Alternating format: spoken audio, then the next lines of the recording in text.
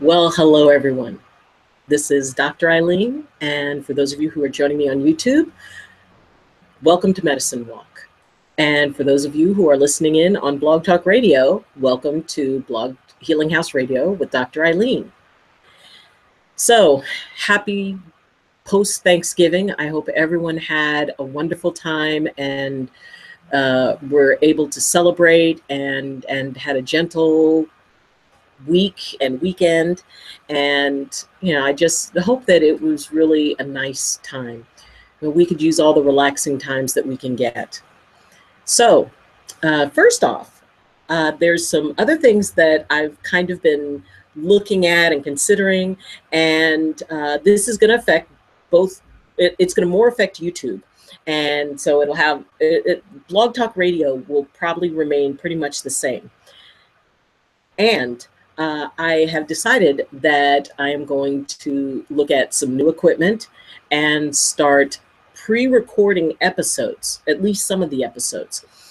And the reason that I want to do this is because I want to be able to have something that, is a little bit more polished, is a little bit more pulled together, a little bit more edited, and at the same time still be able to interact at the level that I have been able to.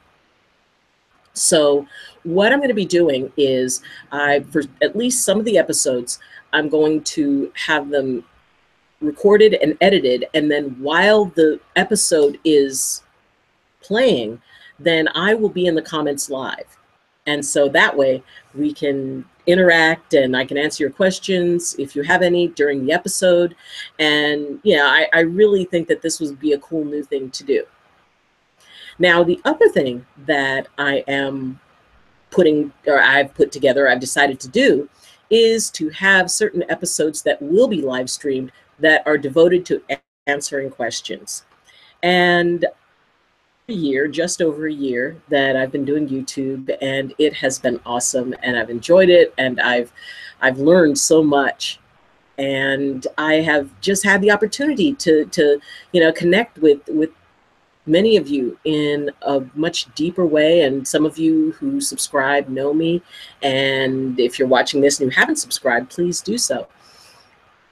But the idea that I always want to see what else I can do, how much more I can reach out, how much more I can connect. And I know that some people have particular questions that sometimes I will be on, like somebody will contact me and say, oh my gosh, that what you talked about was really relevant to me right when it happened. And I like that. I love that.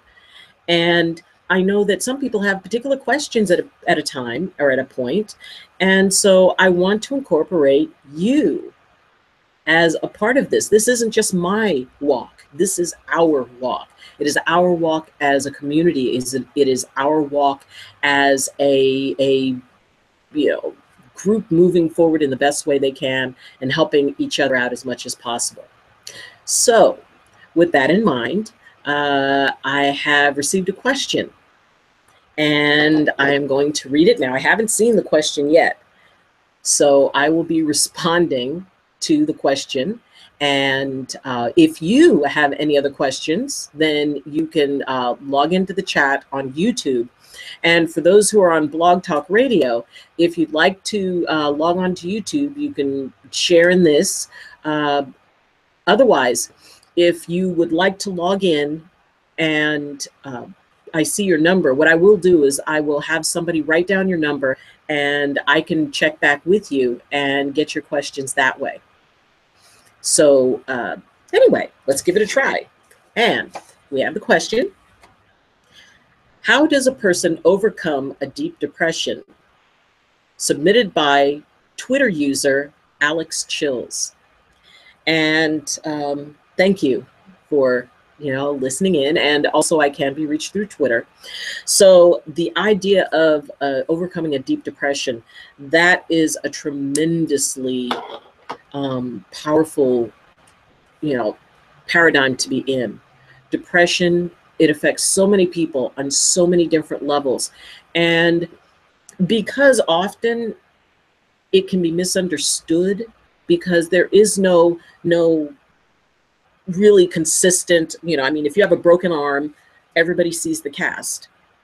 and they go, oh, that person's got a broken arm. Or if you have a really bad cold and people look at you and say, oh, wow, that person, their eyes are puffy, their nose are running, they're coughing. Wow, it's obvious they have a cold. And they can relate to that because either they've had a broken bone or a cold themselves. Depression is one of those really difficult things because it's not necessarily visible. And because maybe a lot of people haven't identified exactly what that means and the intensity of it, that it can be easy to, in many ways, dismiss it.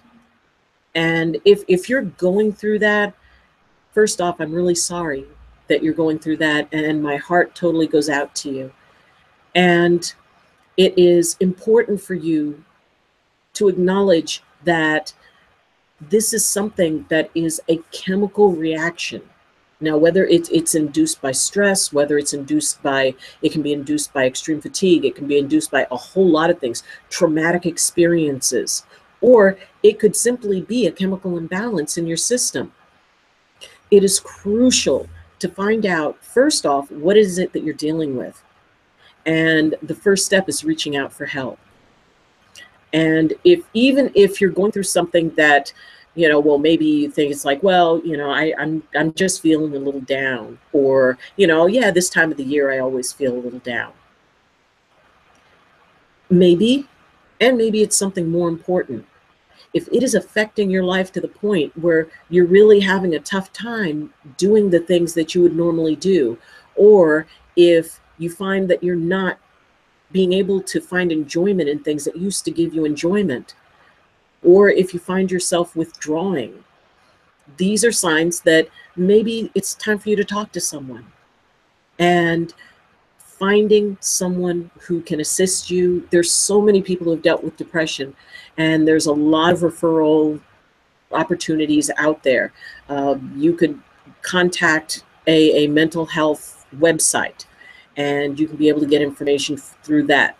The fact that we have pretty much the collective knowledge of humanity available to us online, reach out, because it can be really hard. It can be really difficult, especially because sometimes that depression can add in that hopelessness that prevents you from being able to feel like you can reach out. Sometimes we have a little bit of ego involved where, no, I'm handling it. I experienced depression, and I understand how hard it can be and how easy it is to just try to keep telling yourself, well, I can handle it. Or I used to give myself a really bad time, and I judged myself very harshly because I didn't want anybody to know I couldn't handle it. And I blamed myself. I thought I was weak because I couldn't pull myself together.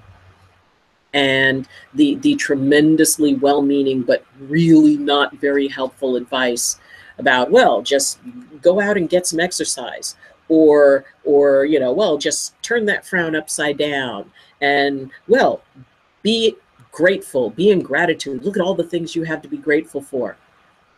And while all of those are very good things, often they can be part of the solution, but the solution isn't that easy. And it's important for you to be authentic and to understand that this is not you. It's not who and what you are. It's simply something that is happening to you at the moment. And it is no more a sense of fault or weakness than it would be if you were diabetic, or if you had a heart condition, or any other condition. This is a condition. It is a circumstance. And it is something that can be helped. The first piece, and I really encourage everyone, find help. Go to a website, see what it is that feels right for you. Now, once you get help, these things can be managed on a lot of different levels. Finding someone that you can talk to, let your friends know that you're having a tough time.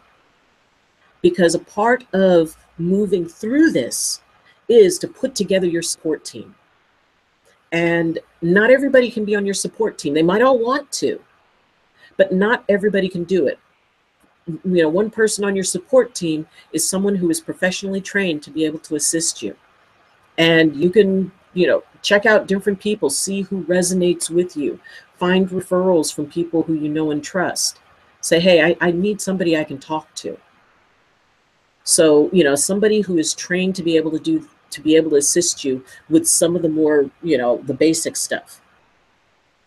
Also, to have friends who you can just talk to, who can listen. And it's really important to have support members who are good at listening, who can hear what you have to say. Because part of the problem is sometimes when people don't know what to say, they just keep talking and hope that something sticks. And they go with, you know, the cliches. Or they want to try to fix it. They can't. And that's not a bad thing. And I know they want to. But the problem is sometimes people want to try to fix the situation without really being able to understand all of it. Now, there are cases where a depression can be triggered by spiritual issues. If somebody's going through a huge transformation piece in their spiritual life, it can be jarring. Transformation can be very uncomfortable. And it's important to be able to, you know, really get a handle on what it is that's going on.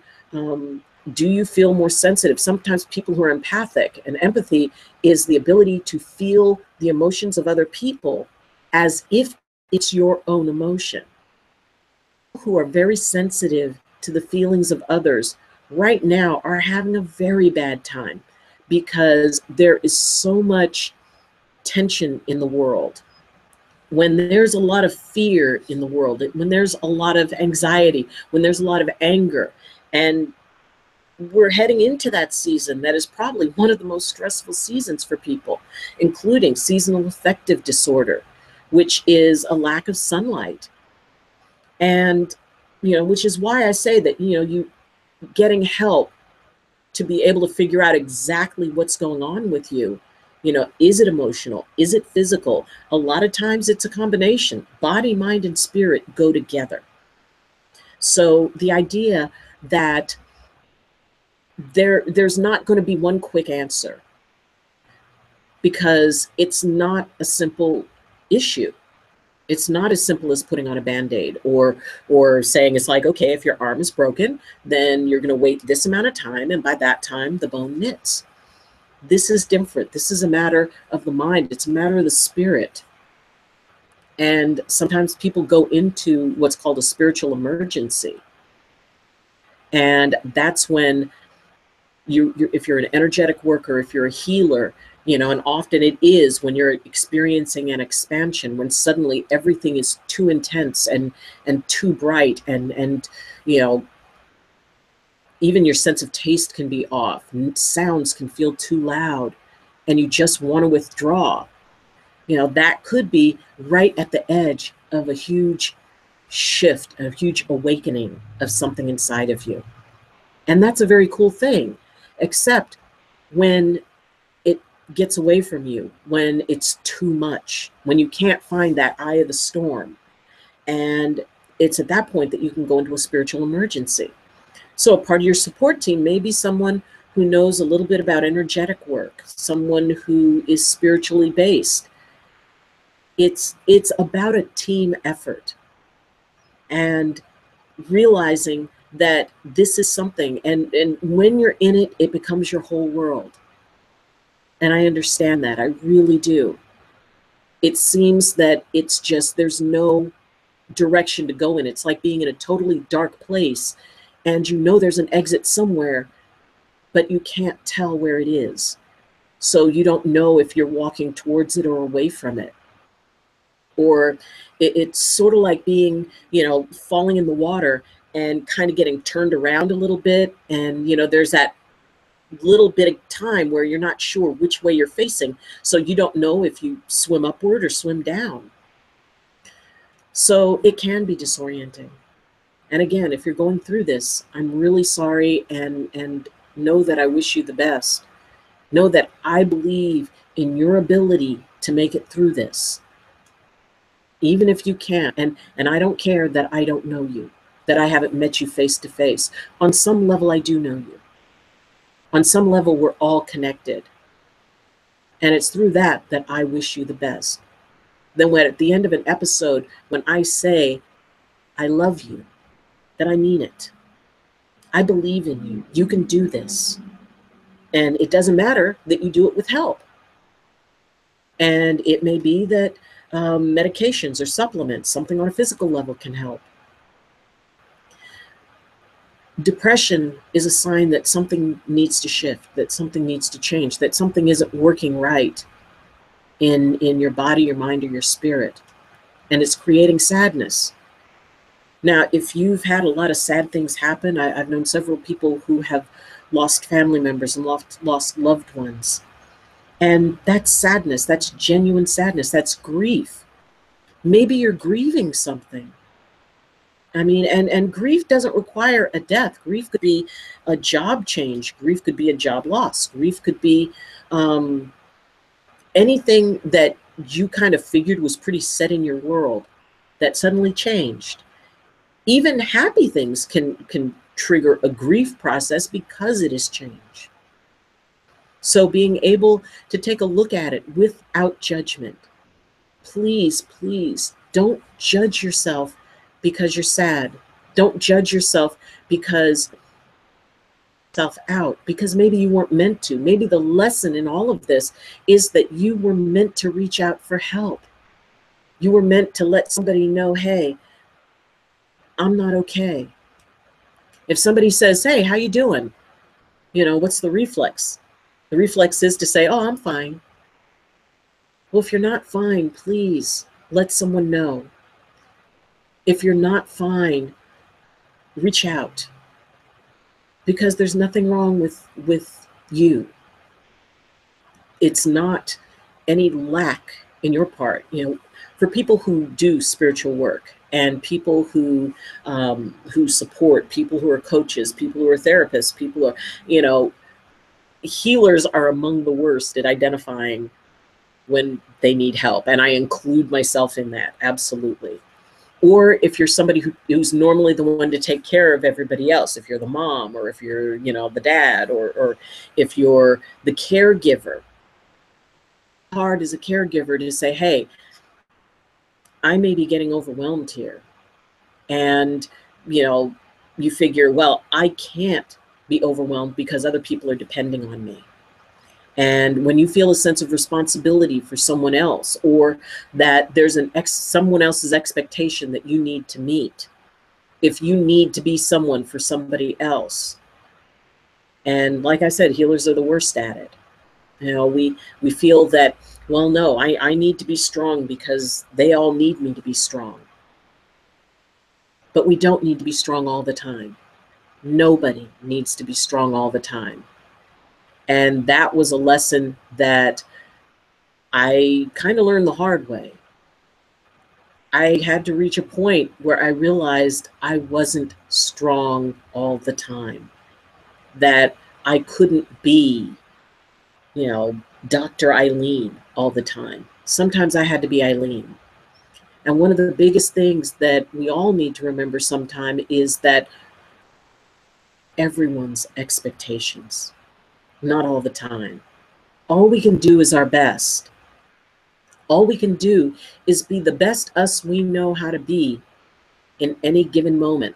And does that mean we're going to mess up sometimes? Oh, good Lord, yes. We're going to mess it up sometimes. We're going to make mistakes. That's a part of the human condition. That is how we learn. That is how we move forward. If you're experiencing depression, it may be that part of the lesson in it is for you to be able to identify what that feels like, so that way you can be able to assist others. By coming out of the other side, you can show that it can be done. And often when people are going through things, if they can look in your eyes and know that you really understand what they're going through and what they, you know, where they're at, Your ability to help someone else out of that very dark place is priceless. And yeah, you know, the saying that I have, life is fun until it isn't, and it sucks until it doesn't. And oh, it can suck sometimes, really. And it can be bad, and it can be scary. And at some point, it's not going to be. At some point, it will be fun again. The trick is not to get attached to either one as forever. There's no way we can have it be fun forever. There's no way that we can always be our best and most balanced self. I mean, at least that's my feeling. My feeling is that first and foremost, we are human, which means that every single emotion that we could possibly feel is there, and it is a part of us, our light and our shadow.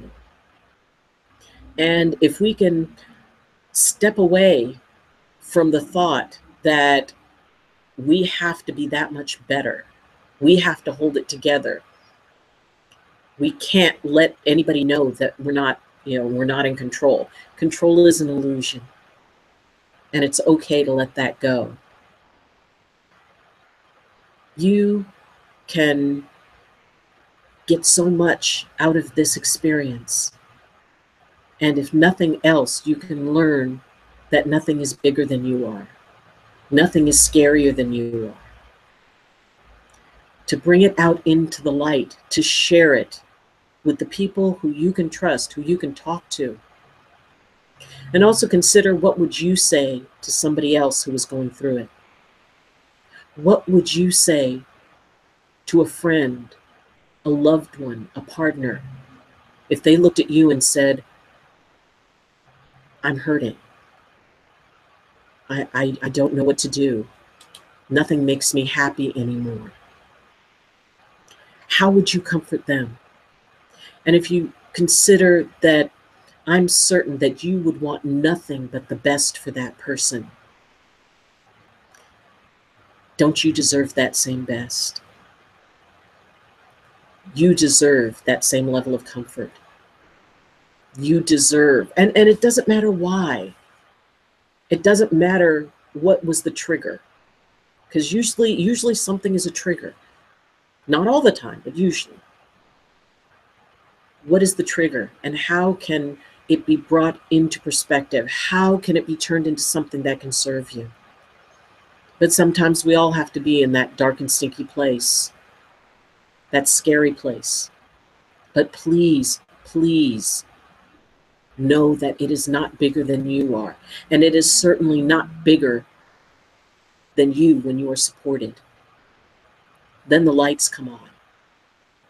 And even though it may take time, and it may take balancing body chemistry, and it may take maybe making some changes in your life. Maybe there's something that is pushing you into this in order to inspire you to change. Because often we don't want to change if everything's comfortable. If everything's going well, yeah, I mean, sometimes it's like, well, it's going well, but hey, how much better can it be? But often, to make big and potentially scary changes, if everything's going well, we don't want to go there. I know I don't. And maybe dealing with the cause of depression, maybe dealing with, however you explore it. Maybe you're frustrated. Maybe you're scared to take a step that you need to take. That can trigger stress, and stress can trigger depression. Maybe you're not sleeping. Lack of sleep can trigger depression. Certain foods, can trigger depression. Alcohol can trigger depression. It may be that what you're experiencing is a chemical imbalance caused by a food allergy. You never know, which is why it needs to be explored really, really clearly. It's not a simple answer. It's not just one thing. It weaves together. because it didn't happen in a minute, and it's probably not going to get resolved in a minute. And you can do this. Take a breath, take a moment, and without judgment, look at what's going on. If you look at yourself in the mirror and say, I'm not okay, then that's a conversation that needs to be had with someone you trust, someone who can hold that space for you. And you can do this. It may feel like it's bigger than you, but it's not. There's help. Please look for it. Find that place within yourself where if you can just trust one person, one special person that can say, okay, we're going to do this. You're going to be all right. And when you look in their eyes and they tell you you're going to be all right and you believe them, that can be a turning point. This is not bigger than you. It is not more powerful than you, even though it may feel like it.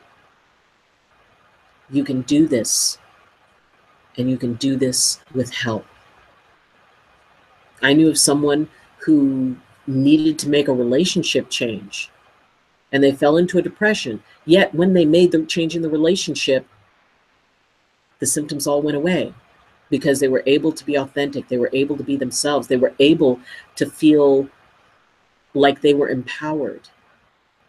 Helplessness is a huge trigger. When we feel helpless, when we feel like there's nothing we can do, and especially for caregivers, this can be really, really tough because if you're, and this is like long-term caregivers for family members, it can be very, very hard to be able to see the light at the end of the tunnel.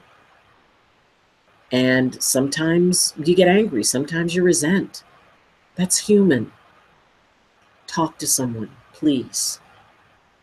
Find that place and that person that you can be safe with, just opening that door a little bit, because then they can help you to feel safe opening it for others.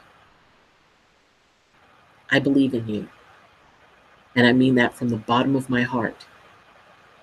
You can do this. And I mean that from the bottom of my heart. This is not bigger than you. And I mean that from the bottom of my heart.